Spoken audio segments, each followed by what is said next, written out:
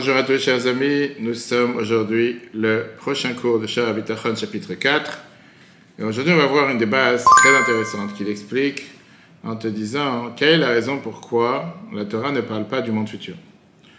Cette raison, pourquoi la Torah n'a pas décrit, pourquoi la Torah ne te dit pas clairement qu'est-ce que va se passer au monde futur, qu'est-ce qu'il y a dans l'Olam Haba. Alors, les 7 raisons sont très intéressantes, on va essayer de passer rapidement et te dire qu'on voit comment toutes les récompenses de la Torah sont écrites dans ce monde. Cette semaine, c'est Pessah Sheni, deuxième Pessah vendredi. Le fait qu'on peut toujours attraper, on ne peut jamais désespérer. Mais tu dis, regarde, la récompense pour les mitzvot, elle est de deux manières. Des fois, Dieu donne la récompense dans ce monde, et des fois dans le monde futur. Des fois, tu as une récompense pour une mitzvah dans ce monde et dans le monde futur. Mais la Torah ne te dit pas les choses claires. Elle ne te dit pas quelle récompense ou quel salaire tu reçois pour chaque mitzvah. Certaines mitzvahs, la Torah, elle te dit oui. Mais il y en a que la Torah ne dit pas. Dieu il promet de manière générale qu'il va te donner de récompense par rapport aux mitzvot que tu fais. Mais il ne te donne pas les détails de salaire, de récompense pour chaque mitzvah. Comme il aurait fait pour les punitions, on va dire, ou les amendes qu'on aurait pu recevoir pour chaque avera qui peut être fait. Par exemple, on te parle dans la Torah de 4 morts qu'il y avait à l'époque au temps du tribunal, qui étaient lapidation par brûlure, tuée, étranglement, malcoute, carette, retranchement, ou bien quelqu'un qui devait payer en double, ou payer 4 fois ou 5 fois, ou payer quand tu as eu un taureau qui a encorné, ou un puits que tu as laissé ouvert, ou si tu as fait un défaut à quelqu'un, ou si tu as parlé du mal de quelqu'un. Tout ça, la Torah te dit clairement quelles sont les punitions, on va dire quelles sont les amendes, qu'est-ce que tu dois payer. Par contre, des récompenses et les punitions qu'il y a dans le monde futur, Moshe Rabbeinu n'en parle pas, pour plusieurs raisons. J'ai dit 7 raisons. Première raison, parce qu'on ne comprend pas quelle forme elle a la neshama, l'âme, quand elle est sans corps. On n'a pas aussi de moyens de comprendre qu'est-ce qui peut lui causer du plaisir ou des souffrances. Dieu il a expliqué ces choses-là seulement pour quelqu'un qui les comprend. Comme c'est écrit à Yeshua, le grand prêtre, certaines personnes peuvent le comprendre, on ne peut pas le comprendre. Et donc tout celui qui est encore sur terre ne peut pas savoir ce qui va se passer plus tard. Je te dis seulement une allusion de qu'est-ce qui peut se passer avec l'âme après qu'elle a quitté ce monde. Quand elle redevient comme un ange. Mais sur terre, qu'est-ce que tu vas comprendre? Une récompense que l'âme peut recevoir quand elle n'est pas dans un corps. Mais ça, la Torah n'a pas détaillé. Une autre raison. Parce que la vérité, elle est que dans toutes les générations, on connaît le salaire et la récompense du monde futur par la tradition qui nous a été transmise oralement des prophètes, les sages de chaque génération. Ils nous ont expliqué les différentes récompenses, les différentes punitions du monde futur avec la compréhension logique, à part la tradition. Et donc, puisque ça a été transmis oralement, ils n'ont pas eu la nécessité de vouloir l'écrire dans les livres. De la même manière qu'il y a beaucoup de choses qui sont transmises dans Torah Shebe'al Peh, la Torah orale ne sont pas transmises dans les livres. Troisième raison. Quand on a reçu la Torah, le peuple juif avait une compréhension très limitée. C'est très bien qu'ils étaient quand même un peuple d'esclaves, qu'on est sorti d'Égypte, pas forcément des gens les plus érudits. Et comme c'est écrit dans la Torah, Velo natan Hashem lachem, Dieu ne nous a pas donné un cœur pour comprendre, des yeux pour voir, des oreilles pour entendre jusqu'à aujourd'hui. Donc Dieu il s'est comporté avec le peuple juif comme un père qui a pitié sur son petit-enfant. Quand il veut l'éduquer, il fait ça avec de manière très raffinée, avec niveau en niveau. Comme c'est écrit dans Roshia, que le peuple juif est considéré comme un enfant, que Dieu il aime.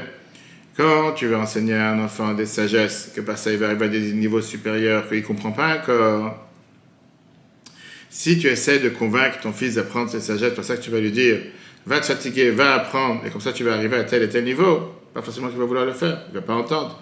Parce qu'il ne comprend pas la valeur d'arriver à tel ou tel niveau. Mais quand elle lui dit, c'est par ça que tu vas te fatiguer, que tu vas apprendre pour les tests, pour l'examen ou quoi que ce soit, automatiquement tu vas recevoir une récompense de suite, qu'on va manger, à boire, un bel habit, une bonne promenade.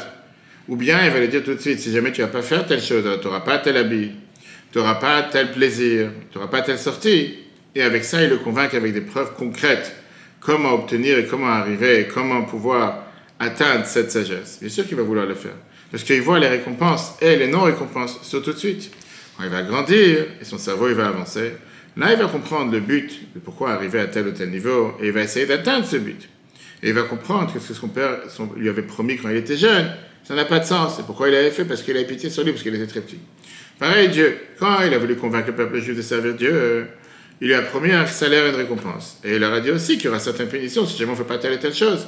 Mais pas des choses du monde futur, des choses qu'on ressent dans ce monde. Parce que Dieu savait très bien que nous, on est apte à le servir et qu'on est apte à comprendre des choses qu'on peut comprendre, pas des choses qu'on ne peut pas comprendre. S'il va te parler maintenant des salaires et des récompenses qu'il y a dans le monde futur, il va commencer à te dire c'est comme ça que tu vas vouloir servir Dieu, pas forcément qu'on allait le faire.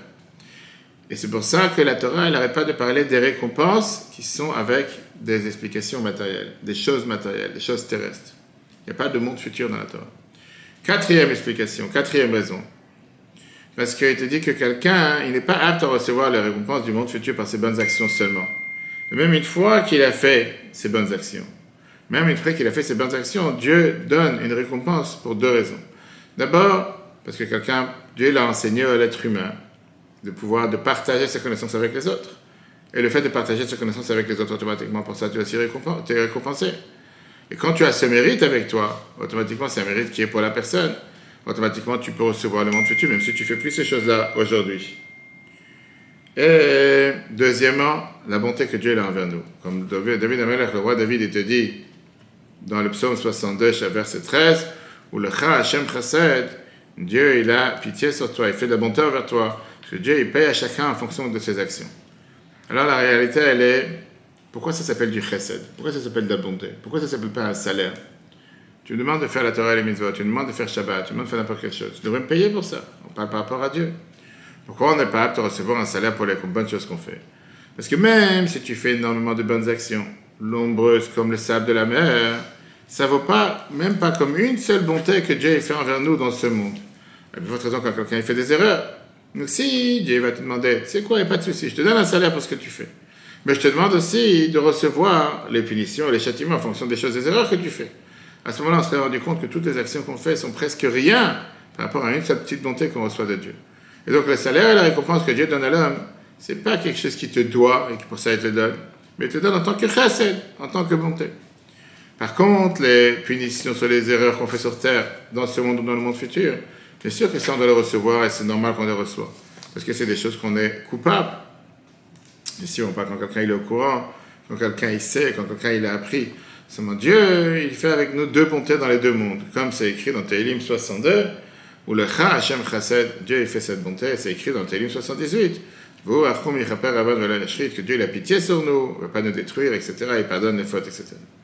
Cinquième raison, pourquoi il n'y a pas le salaire du monde futur dans la Torah. Parce que les mitzvot sont divisés en deux parties. Il y a une partie des mitzvot qui sont cachées de l'homme, que personne ne les voit à part Dieu. Comme, par exemple, tout ce qui dépend du cœur. Personne ne sait ce que tu as dans ton cœur, ce que tu penses dans ton cœur, ce que tu fais avec ton cœur. Après, il y a les mitzvot qu'on voit sur les membres, qu'ils ne sont pas cachés de l'homme. Par exemple, on voit si tu as mis les tefilines, on voit que tu mets les tefilines sur la main. Le lulav, on voit que tu fais avec les mains, la soukha, etc. Dieu, il paie sur ces mitzvot qu'on voit dans ce monde. Et les mitzvot cachés, c'est une récompense cachée, qui seront dans le monde futur. C'est pour ça que David Amelech, le roi David, il te parle du salaire du monde futur, avec, dans le psaume 31, Marav Toufra Achatzafan Talirecha. Qu'est-ce qui est nombreux de ta bonté, que tu l'as caché à tes créatures, à ceux qui te craignent. De cette manière-là, on parle aussi de la punition. Sur les fautes dévoilées, Dieu punit dans ce monde futur. Les fautes cachées, dans le monde présent. Dans les fautes cachées, ce sera dans le monde futur. Et la preuve que les choses sont de telle manière, c'est-à-dire Rabbeinu Bechaye, parce que Dieu, il te promet, pour n'importe quelle fois que tu sers Dieu, avec des récompenses qu'on voit dans ce monde. On voit ça dans la paracha Bechukotai.